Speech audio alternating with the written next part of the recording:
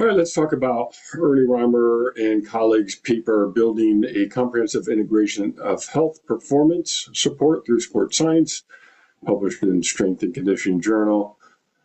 Really good paper, and it meets the theme that's been carrying over in our course about the interdisciplinary nature of sports science.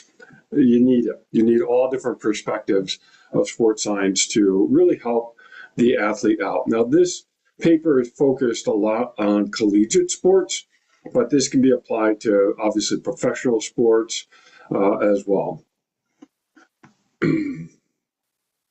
All right, so just an overview of the paper. The purpose was to advocate for evolving from the high performance model to a comprehensive integration type model. The focus of the discussion in this paper is unifying health, performance, academia, and industry.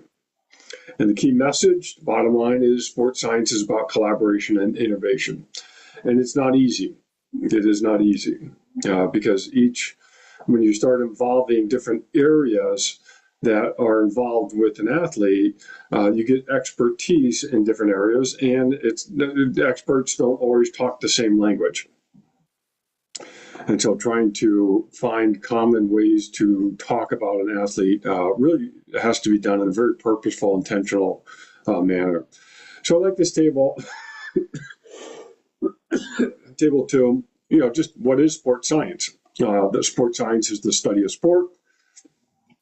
And this is as if someone was going to respond to some questions from somebody, a coach, an athlete, another staff member, what have you. They say, well, what is sports science? Well, it's the sport. It's a study of sport.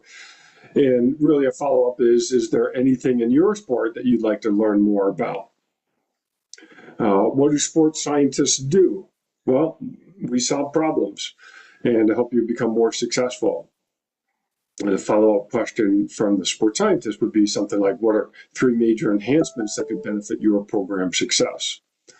And then the last question is, what can you do for me? Again, these are questions coming from a coach, maybe another practitioner, what have you. And I've had this conversation several times. A lot of times it's, I don't know. But we need to start having a conversation to identify some gaps and barriers. And this follow-up question is something like, what gaps and barriers do your athletes face that prevent them from achieving greater success?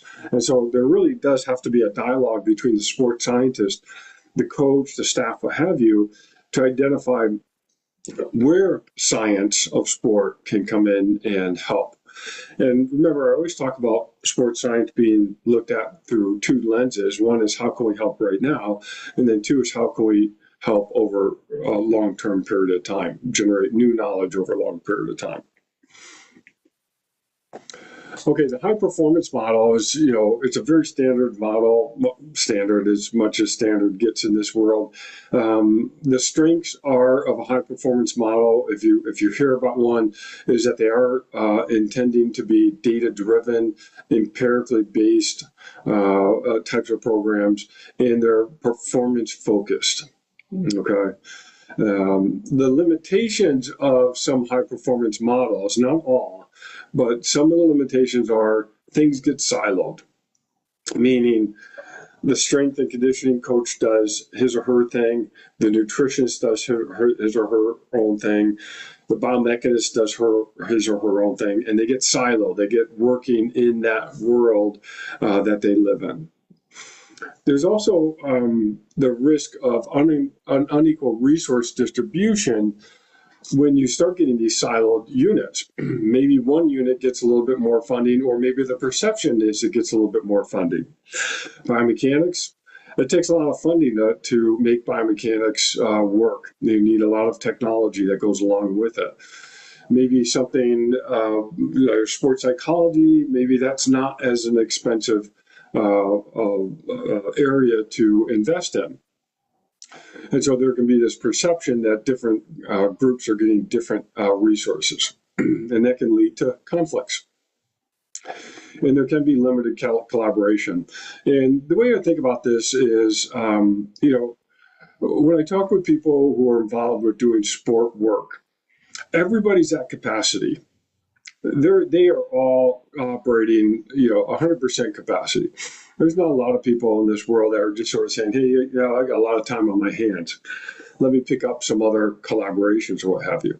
And so the issue often is because people are at capacity, it's hard to break in different perspectives, different collaborations to add more work to what already the work that's already being done. And so what ends up happening is you end up getting in the silo and you say, I'm going to do this. I'm going to stay in my lane and get this done. And so that ends up leading to limited collaboration.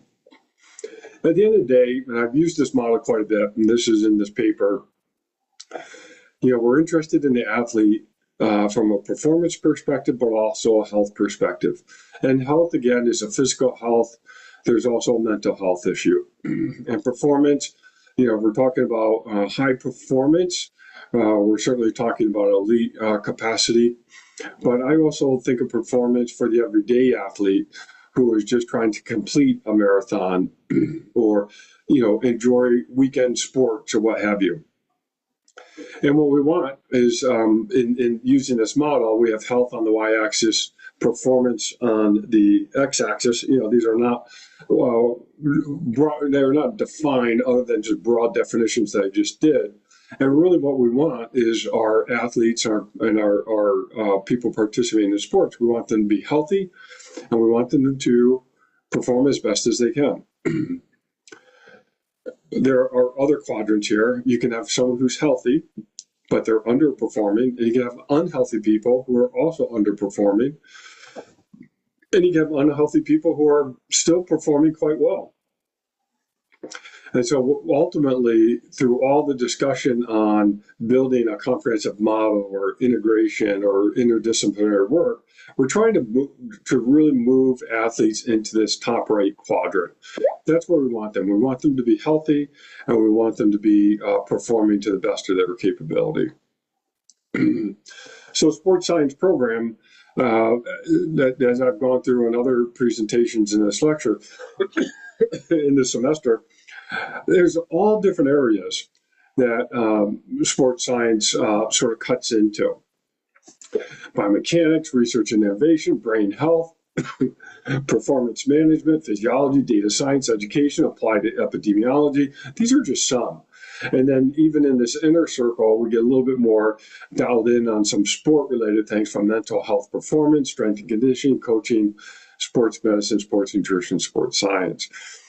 But the challenge of having so many different factors that have to be accounted for to help an athlete is you get experts in education, you get experts in brain health, you get experts in biomechanics, but trying to get these disciplines to work together to help the athlete, that's the challenge. And interdisciplinary, we're working together on a problem. Multidisciplinary, these are pretty similar, but yet quite unique. Multidisciplinary is each of these units are working independent of each other, and then ultimately that information gets brought in together at the end of whatever project you're working on. But interdisciplinary, we're trying to work side by side with people, and as a biomechanist, trying to understand the research and innovation, the business side of sports science, and so forth. So this is not easy to do. Now, the role of sports science, there, as Reimer and colleagues go through, is they lay out 4 pillars. First, service, and you're trying to service the athlete and coach. So you're providing support specifically to athletes and or coaches. Research, I've talked a lot about research. This is critical. Trying to do empirically based studies where you're looking at answering questions through an objective scientific method is important. And the sports scientist should know science. Education, this is another pillar of sports science where we often have to take what we know from our sports science and translate that to terms or phrases that others use in order to help people understand some of the data-driven the concepts that we cover in sports science. And so there can be some training, some professional development of coaches, of athletes, of other practitioners in terms of sports science. And then innovation, we got to always keep moving forward in tools that we have to our ability to use, as well as analysis. And AI is really going to be part of sports science going forward. There's a lot that can be gained from using AI, but we also have to know how to critically evaluate the information we get from AI. But we need to be innovative in how to help the athlete. So Reimer talks about comprehensive integration, and really what he's getting at is this ability to get these different units working together collectively and seamlessly. So it's a unified system combining all internal and external resources. The goal is to maximize athlete health, well-being, and performance. I usually say optimize health and maximize performance, but that's okay. We're trying to help the athlete be healthy, and we're trying to help the athlete perform as best he or she can. So in developing this comprehensive model, Reimer goes through different key partnerships that can be formed, especially at the university level. Academia, this is the Department of Kinesiology and Nutrition Sciences, programs like in nutrition, athletic training, what have you. The faculty who are teaching, the students that are learning in courses, what have you. This is a really important really important resource in terms of this comprehensive model. Healthcare is another part that's really important to a comprehensive model. Now, athletics has their team physicians, they have athletic trainers, and that's part of it. Healthcare can also be extended outside the university walls in terms of other healthcare services that are offered to athletes.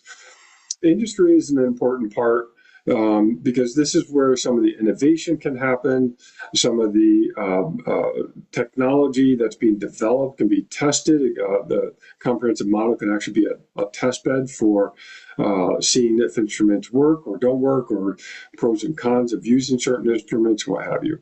It can also be a source of funding to support students who are working in this comprehensive model, whether they're working on research projects or helping to support the coaches and our athletes. But when we start talking about these different units, and this is just a little figure of that, really the key principle is when you start having more than one unit, everybody's got a benefit. And if it's too one-sided, the collaboration does not last very long. And I've had that happen in my world, where things were one-sided one way or the other. Maybe academic was too strong, or maybe the industry was too strong, and it was not sustainable because everybody's got to be able to benefit when you have this type of model. And so at the center of this sort of Venn diagram is the athlete. And ultimately, this model of integrating healthcare, athletics, academia, and industry should help the athlete. That's bottom line. And if it's not helping the athlete, then this model really doesn't make sense to follow, because it's really hard to implement. And some of the challenges, it's control. I always say, research faculty, we're control freaks. Why? Because we like to control things in an experiment.